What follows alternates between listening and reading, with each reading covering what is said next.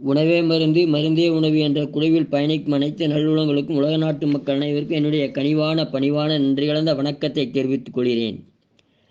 ஐயா, நேத்து ஒரு விஷயத்தை பற்றி சொன்னீங்கய்யா. உண்மையிலேயே நாங்கள் செஞ்சு பார்த்தங்கய்யா, சாப்பிடாம இருக்கலாமேன்னு சொல்லி. ஆனால் ஒரு நேரம் மட்டும்தாங்க ஐயா சாப்பிடாம இருந்தேன். பரவாயில்லைங்கய்யா, அதுதாங்க ஐயா பயிற்சி. ஒரு வேளை, அதுக்கப்புறம் 2 வேளை, அதுக்கப்புறம் 3 வேளை, அப்படி இருக்கிறதாங்க ஐயா ரொம்ப நல்லது. அப்புறம் சரிங்க ஐயா, தண்ணி கூட குடிக்காம இருக்கிறது ரொம்ப கஷ்டமா இருந்ததுங்க ஐயா எனக்கு.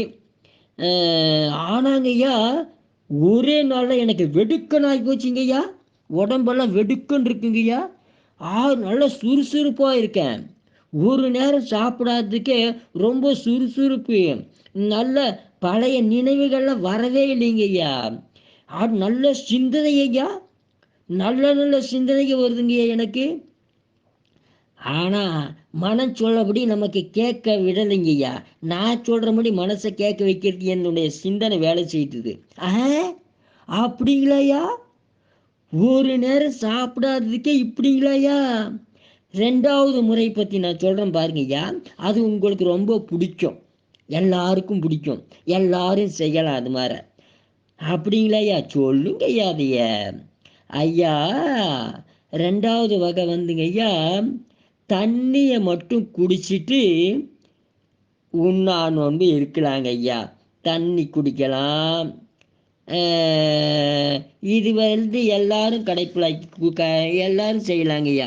தண்ணி குடிச்சிட்டு எப்பப்போ நமக்கு பசிக்கிற மாதிரி தெரியுதோ அப்போல்லாம் நான் தண்ணி மட்டும்தான் குடிப்பேன், நான் தண்ணி மட்டும்தான் குடிப்பேன்னு ஐயா, நான் சொல்கிறது சிறுவாணி தண்ணி, நல்ல தண்ணி. நீங்கள் வேற ஏதாவது தண்ணின்னு நினச்சிக்காதீங்க ஐயோ. நான் ஏன் சொல்கிறேன்னா, நான் ஒரு தடவை ஒரு மீட்டிங்கில் பேசும்போது காலையில் எந்திரிச்ச உடனே தண்ணி சாப்பிடணுன்னு சொன்னேன். அடுத்த நாள் நம்ம ஐயா ஒருத்தர் தண்ணி பாட்டிலோடு வந்து நிற்கிறார் ஐயா முன்னாடி. தண்ணி சாப்பிட சொன்னீங்களே ஐயா, நான் தண்ணி சாப்பிட்டாங்க ஐயா வந்திருக்கிறேன், நீங்கள் என்னையா சொல்ல போகிறீங்கன்னு. ஐயோ சாமி, அன்னையிலேருந்து நான் தண்ணி எனக்கு உனக்கு கொஞ்சம் கரெக்டாக தான் பேசணும்னு சொல்லி போட்டுங்கய்யா. அதுதான் நல்ல தண்ணி, நல்லா குடிக்கிற தண்ணி. பிஹெச்சி வேல்யூ எவ்வளோ இருக்கணும்? 4.5 இருக்கணும், 7.5 இருக்கணும். இந்த மாதிரி தண்ணி தான் நம்ம சாப்பிடணும். சரிங்க. 2வது சொன்னீங்க தண்ணி மட்டும் குடிச்சிட்டு தான் இருக்கணும்னு. ரொம்ப நல்லா இருக்குங்க ஐயா. இது தண்ணி மட்டும் குடிச்சிட்டு நான் நாளைக்கு இருந்து பார்க்குறேங்க ஐயா. என்னால் 2 வேளை இருக்க முடியுமான்னு பார்க்குறேங்க ஐயா. இன்னைக்கு போதுங்க ஐயா, நானே சொல்லிடுறேங்க ஐயா. நாளைக்கு மற்றதை சொல்லுங்க ஐயா. ஒன்றுன்னா சொன்னீங்கன்னா தாங்க ஐயா நாங்கள் செஞ்சு பார்த்துட்டு அதுக்கு அடுத்த நாள் என்ன செய்யணும்னு தோணுங்க ஐயா. இல்லைன்னு வையுங்களேன், எல்லாத்தையும் போட்டு குழப்பிட்டு இது செய்யலாமா, அது செய்யலாமா, இது செய்யலாமா அப்படின்னுங்க ஐயா எதையோ ஒன்று செஞ்சிருவுங்க ஐயா. நீங்கள் உண்மையாகவே நல்லாவே சொல்கிறேங்க ஐயா.